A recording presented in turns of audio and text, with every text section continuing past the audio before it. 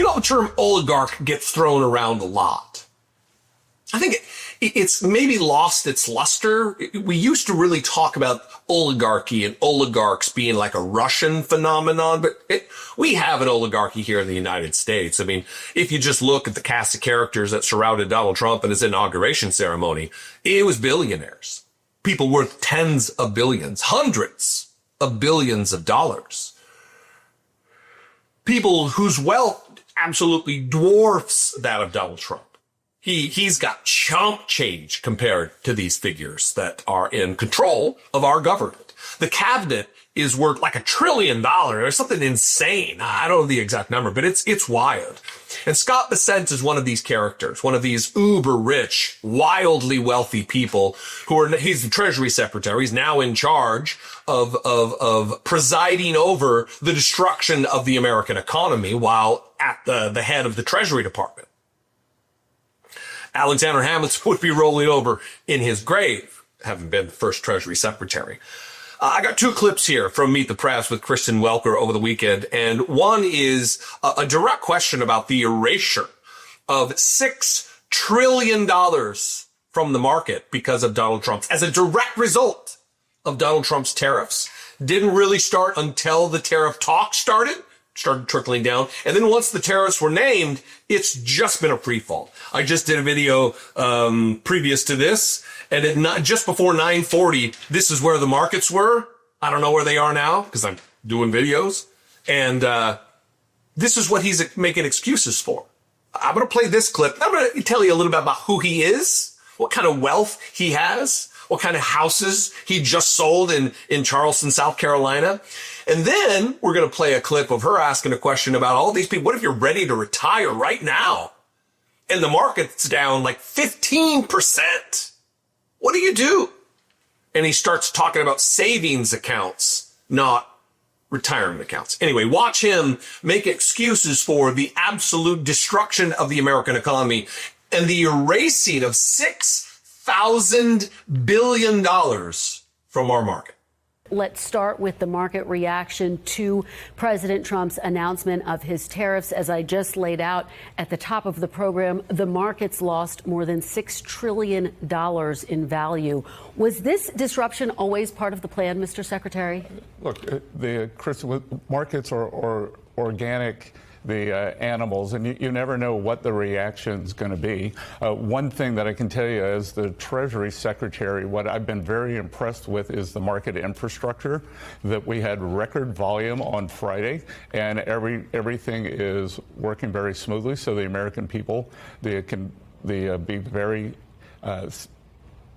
take great comfort in that. And in terms of the market reaction, look, we get these short-term market reactions from time to time. The market consistently underestimates Donald Trump. I remember that in 2016, the night President Trump won, the market crashed. And it turned out he was going to be the most pro-business president in over a century, maybe in the history of the country. And we went on to very high after inflation returns for the next 4 years. Well, but this was the biggest two-day crash since the pandemic. The president on Saturday urging people, quote, to hang tough, saying it won't be easy. And I guess the big question on people's minds, Mr. Secretary, how difficult is it going to be? And how long are Americans going to have to hang tough? Well, I reject that, the assumption. There doesn't have to be a recession. Who knows how the market is going to react in a day, in a week. Who knows, Scott? I knew, and I'm not a financial expert. I knew, and I'm not an economist. I knew, and I'm not some professional investor, because I listened to the experts, and they knew. And they said, everyone warned that this would be the case. When Donald Trump first took office, I did several videos talking about, remember where we are right now. Remember the price of eggs. Remember the price of gas. Remember where the stock market is. Let's remember so we can look back.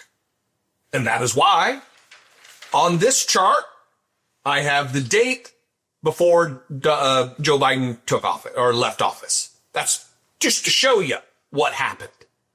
We knew, we called it, we knew.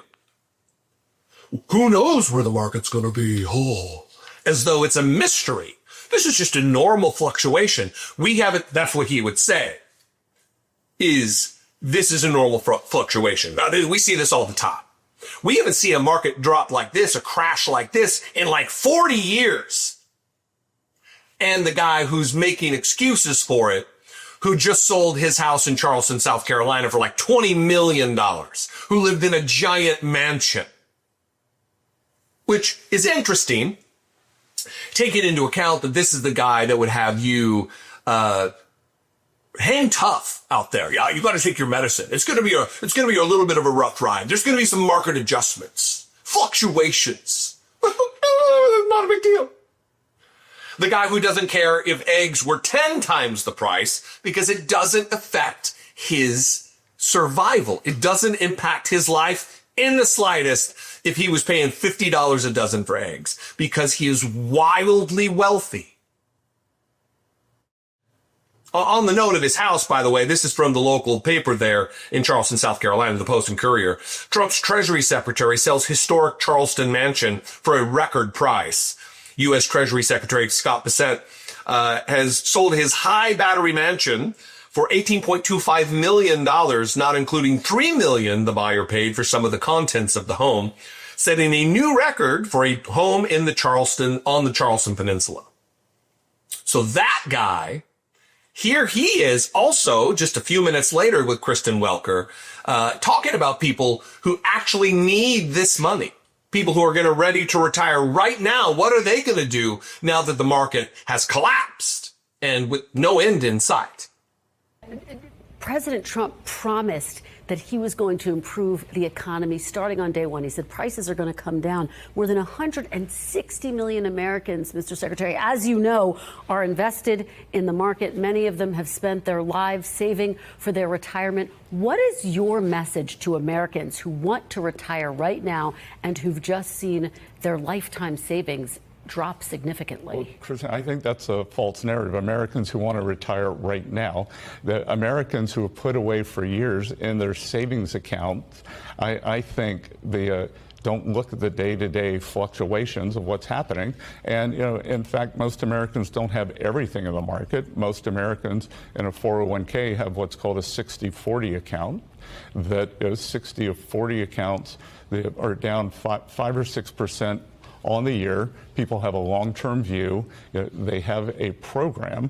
That the reason the stock market is considered a good investment is because it's a long-term investment. If you look day to day, week to week, it's very risky. Over the long term, it's a good investment. President Trump's tariffs are being described as the biggest tax hike on Americans in decades. They could cost the average household thousands of dollars. Liar. Ghoulish, goblin-esque liar is what you just witnessed. Because one, he's the Treasury Secretary. He's a hedge fund manager. He's a one of these billionaire type. He knows the difference between your retirement account and a savings account. Because if you poured a bunch of money into your savings account, you're good to go. It's not affected. It's not impacted by the market. But your 401k is, your retirement account, your mutual funds are, it is. And her question was, what is your message to Americans who want to retire right now and have just seen their lifetime savings drop significantly? Maybe 15%. If you have $1 million saved and you take away $150,000 of it, that's a lot. And he says, most Americans who have put away for years in their savings accounts don't look at the day-to-day fluctuations of what's happening. Most Americans who have put money into a retirement account, Scott Bessent, they don't look at it from day to day. But if you're getting ready to retire, as the question stated right now, you are looking at what the market is because that's the money you've got. These people are ghouls. They're garbage. They don't care about average Americans who've worked hard their entire lives and squirreled away as much money into the market as they can, who aren't going to be relying upon the pittance that is Social Security. Not like Scott Bessent. He doesn't worry. He's not going to collect Social Security, or he may, but he doesn't need it. He doesn't need, if the market falls 15%, 20%, even 25%, he's still going to be left with millions and millions and millions and millions of dollars. He could sell some of his other, it wasn't his only home, by the way, the one in Charleston. He owns like $200 million worth of real estate or something like that. This is an uber, this is why you don't put people like this into power. People who do not care. Sociopaths. Psychopaths. Another word for it. We are witnessing the wholesale destruction of the American economy, and they're dragging with it our values, our history, our culture, our prosperity, everything. It is the destruction of our nation. What do you think? I invite you to this conversation. You can comment below. You can also call the voicemail line, 714-576-4054. There, you can leave me a fewer than 3-minute voicemail. You can also email me daily at dollemore.com.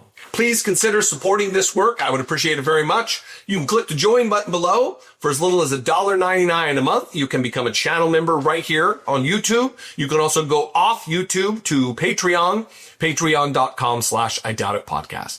I appreciate it very much. Thank you very much for your attention, for your activism, for your passion to make the country better. It's what we need right now more than ever. Anyway, I'll see you next time. Be genuine. Take care of one another.